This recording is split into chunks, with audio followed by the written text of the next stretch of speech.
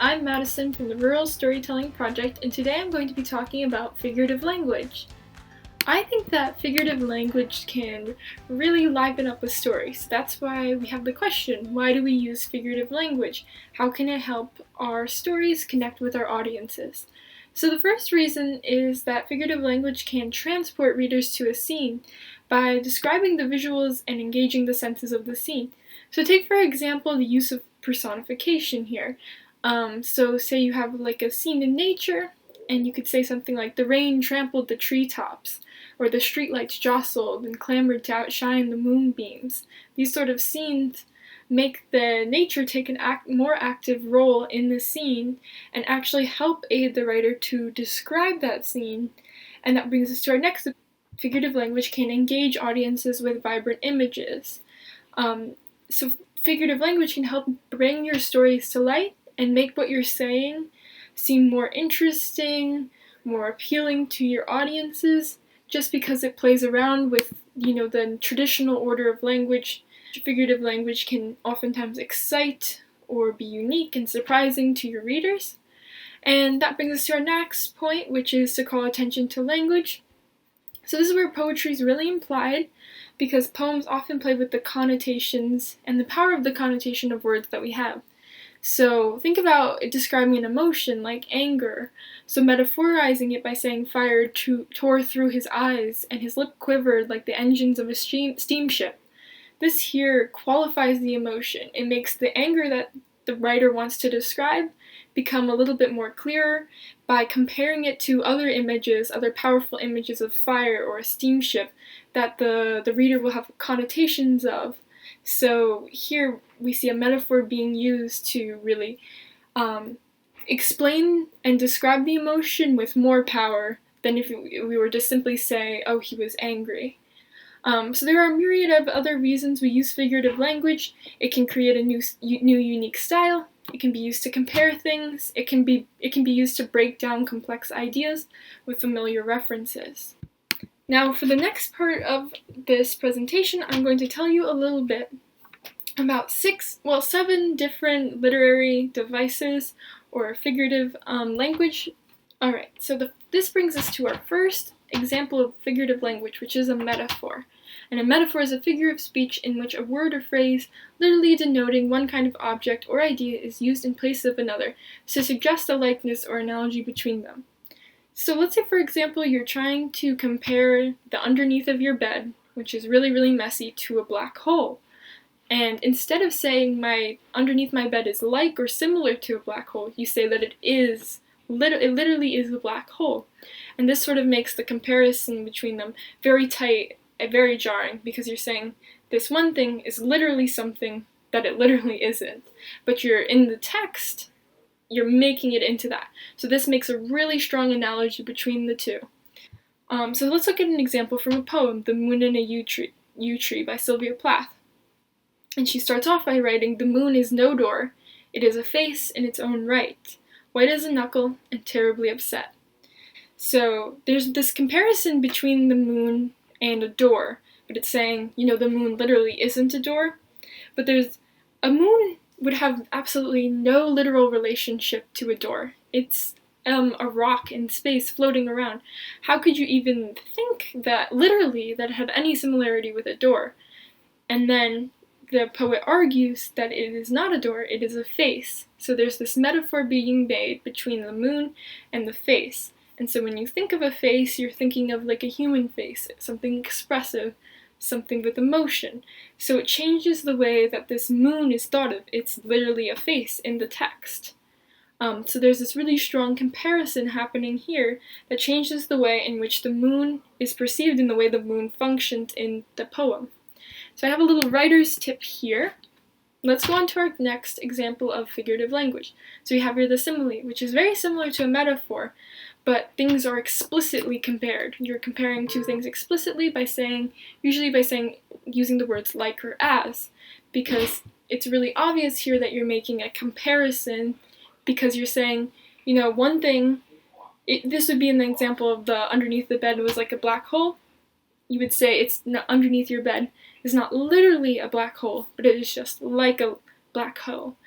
black hole. So it's a little bit of a less powerful analogy, but it can still have a unique and interesting effect in the text. So let's take a look at the poem Harlem by Langston Hughes, in which he's talking about a dream deferred.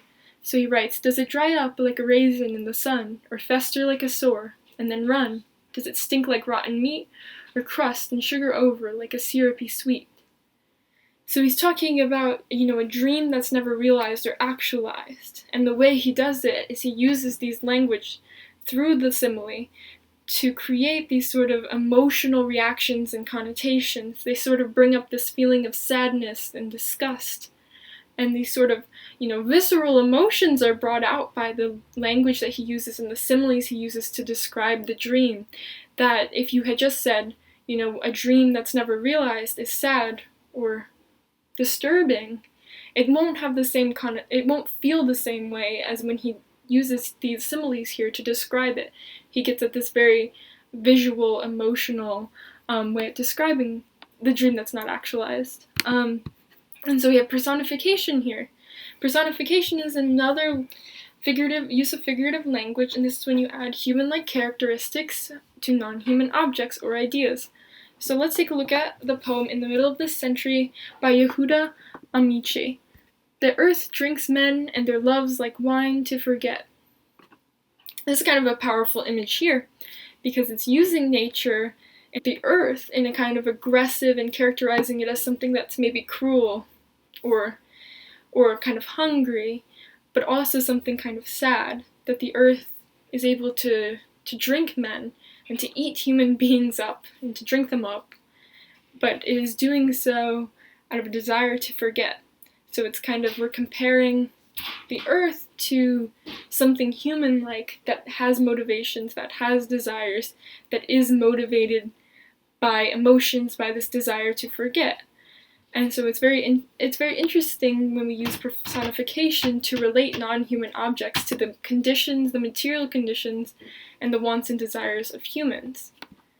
And so we have also here the use of allusion, which is another literary device. An allusion is a brief expression designed to call something to mind without mentioning it explicitly, an indirect or passing reference. Oftentimes, allusions are applied to popularly known people, places, events, or ideas that have political, historical, cultural, or literary. So we have an example here from the poem Ego Tripping by Nikki Giovanni. So here she writes, "My oldest daughter is Nefertiti. The tears from my birth pains created the Nile."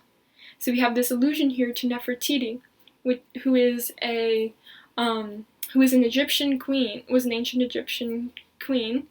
And so by making this allusion to this powerful political leader in this ancient world, Nikki Giovanni does something very interesting, and that is, it kind of relates to the entire theming and goal of the poem, which is that she's comparing different achievements of African women throughout the entire continent of Africa and their struggles and what they've achieved. And so she's using this one figure that's well known, Nefertiti, to make this claim to the power of women who are born in Africa or have African heritage. And so the use of allusion is able to make this claim in her poem, this message of her poem, even stronger. And so we have here another example of another use of figurative language, and we have here Polycindutum. So this is a technique in which items or things or people or places are used in a list, and conjunctions are used in quick succession without the use of commas. So we have some coordinating conjunctions here on the right, and so what this does is when someone writes a list and they use a bunch of different conjunctions, so they say blank and blank and blank, or blank and or blank or blank or blank or, it creates this sensation of overwhelmment, like the speaker's out of breath. It kind of makes things that are listed go a little bit faster, seem like they're moving along a little bit faster, so it changes the pace of how the list is read.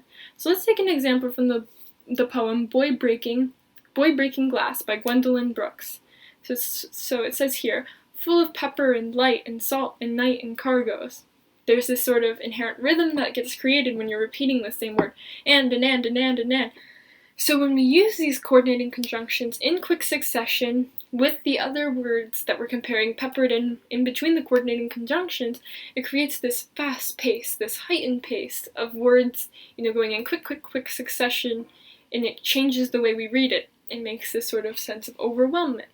So we can compare that with asyndeton, which is when the coordinating conjunctions are omitted between the words. And so you're creating this list where there are no coordinating conjunctions between the words, and there's usually either commas or periods. So instead of using a coordinating conjunction, you can use a piece of punctuation in between the different items in your list. So let's take an example from the same poem, Boy Breaking Glass by Gwendolyn Brooks, and we can read it as, "Who has not Congress, lobster, love, luau, the Regency Room, the Statue of Liberty, runs, a sloppy amalgamation, a mistake, a cliff, a hymn, a snare, and an exceeding sun." So if you just listen to the way I read that, you'll notice that the pacing is a little bit different than when we used Polycindutum before. It's a little bit slower. You take the time to take in each word. When you hear me say, a sloppy amalgamation, a mistake, a cliff, it's almost as if each of those things that's in the list, the mistake and the cliff and the sloppy amalgamation, they have a little bit more power to them because you're able to soak it in a little bit longer. They kind of stand on their own a little bit more because they're divided by punctuation. So, when you're choosing to write a list of items in your poem or your story, just want to pay attention to Polysyndeton and Asyndeton. Think about the pacing that you want for your poem or story. Think about how you want each item in the list to be read. So today we summarized a few different types of figurative language and literary devices that you can use to make your writing come a little bit more to life, that you can focus a little bit more on the meaning of each word, and that you can focus on, making images that are unique, shocking, complex and interesting to your audience. So thank you all for watching.